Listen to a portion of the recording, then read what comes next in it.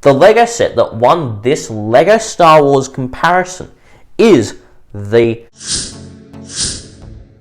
Hey guys, this is JP's Lego Reviews. Today, I'm going to compare the Lego Star Wars Moff Gideon's Light Cruiser set 75315 to the Lego Star Wars First Order Star Destroyer set number 75190. Today, we're going to compare the displayability of the two sets, the realism of them, their building experiences, the value proposition of either set, the minifigure selection of either set, and finally, both of their playability. So, let's break it down. Now, how displayable are these two sets? Well, we're talking about displayability, so how good is it to display and what does it look like on display? And to be honest, the winner here is the Star Destroyer, and it comes down to the spring-loaded shooters in Moff Gideon's Light Cruiser. You see, the Moff Gideon's Light Cruiser they both look practically equal to each other, except for the spring-loaded shooters on the Moff Gideon's Cruiser, where it makes it look a bit worse. So, and also the way that the Moff Gideon's Cruiser is, it's less consistent when it comes to the amount of detail put in a certain area compared to the Star Destroyer, where there's equal amounts of detail everywhere. So the Star Destroyer in general is just nicer to look at. So that's why I have to go slightly with the Star Destroyer. Now let's move on to the realism of these sets.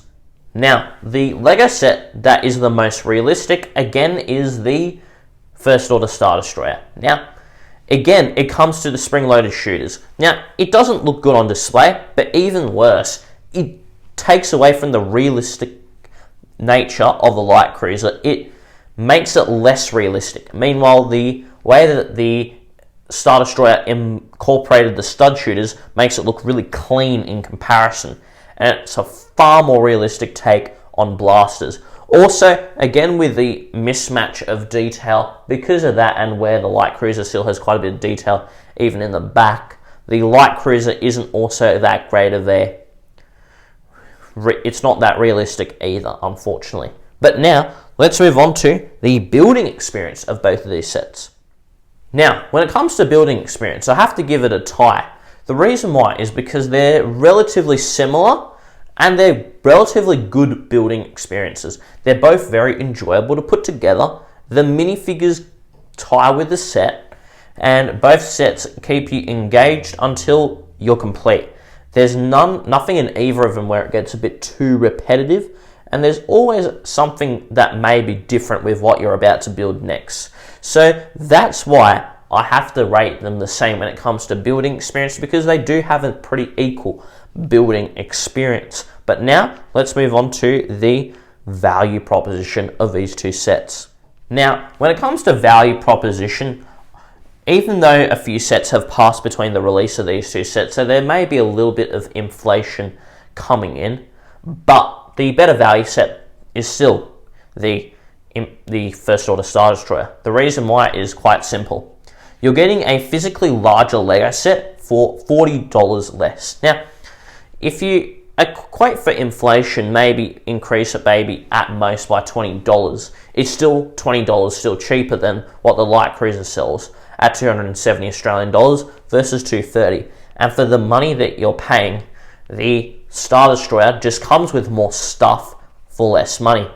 Meanwhile, the Light Cruiser does come with one less minifigure, but that's pretty debatable, as you'll see in the next sort of breakdown. But also, not just with the minifigures, but the Light Cruiser itself is a bit smaller. There's 100 less pieces, and it's even less accurate. So the value proposition really kind of landslides with the Star Destroyer in this category. But let's move on to the minifigure selection of these two sets. Now, which Lego set has the better minifigure lineup? Well, it's not actually a very easy choice, because both minifigure lineups could use some work, but it slightly edges it out, and it is the Light Cruiser. The reason why is, well, the minifigures in the Light Cruiser are just more interesting. You have Fennec Shand, the Mandalorian, Cara Dune, Grogu slash Baby Yoda, Moff Gideon, and the Dark Trooper. Meanwhile, with the First Order Star Destroyer, you have 2 First Order Stormtroopers, Snoke, BB-9E, a medical droid, First Order officer, and I think some sort of shuttle pilot, First Order shuttle pilot. And for the minifigure selection you get, I just think what you get for Moff Gideon's light cruiser is more interesting. You get a much more interesting lineup. Meanwhile, with the Star Destroyer lineup, there's technically one more minifigure, but honestly, it's not interesting enough. And if you're excluding the droid, then the minifigures are really quite bland compared even to the light cruiser. But let's move on to the playability of the 2 sets. So let's just look at the playability. Now, which LEGO set is more playable? Well, when you're looking for playability, there are 2 main things to consider: exterior playability and interior playability. Now, with the Star Destroyer, it's okay to play with on the exterior. You have the handle to lift it up, and you have the stud shooters. Meanwhile, with the light cruiser, I dare say it's a fantastic set to play with on the exterior. You can shoot TIE fighters out of it, you can use the spring-loaded shooters to shoot other ships, and you don't just shoot, but you can also move them. Plus, the bridge section of the light cruiser actually acts as like a sort of handle as well, so you can easily move that set around too. But when it comes to interior playability, this is where you have to award it to the Star Destroyer again, because the interior of a light cruiser is quite lacking. You only get interior space in roughly this section. Meanwhile, with the Star Destroyer, you get it basically running the whole ship.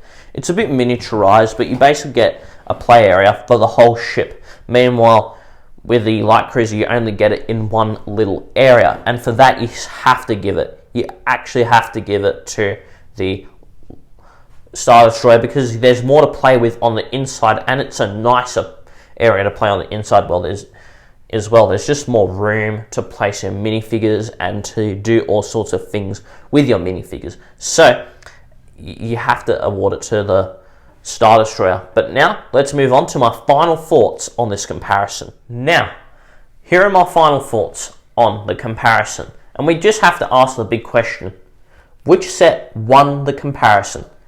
The LEGO set that won this LEGO Star Wars comparison is the First Order Star Destroyer.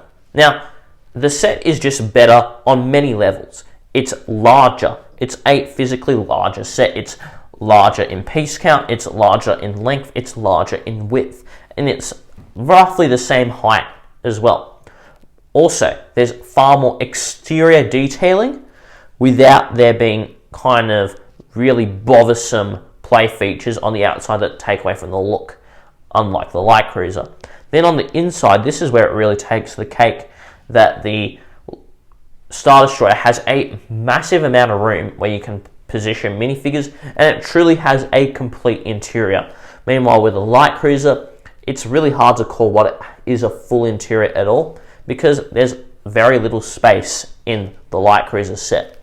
Now, I know that the Star Destroyer is actually retired, so which LEGO set should you get? Well, if you want a Star Destroyer type set, you should still get the light cruiser. But if you want a good large LEGO set in general, then I actually wouldn't recommend the light cruiser. Instead, I would recommend the AT-AT, the Hoth Walker, the AT-TE, which is the Clone Wars Walker. They're both better value for money, they look better, and more importantly, you're going to feel more satisfied with your purchase if you get them. But also the Razor Crest. It's a more complete Mandalorian set, and basically you still get a very nice ship and maybe the same level of interior space, but you're paying quite a lot less for it. And yeah, those are my recommendations if you want sets that are good in general at a large scale. Now, let me know down below what your thoughts are on this comparison. Which LEGO set would you pick out of these two? And if so, Why? Also, if you want to see more content just like this, please subscribe. And if you want to smash the like button for the video, then you can as well. I hope you guys have a awesome day and keep building.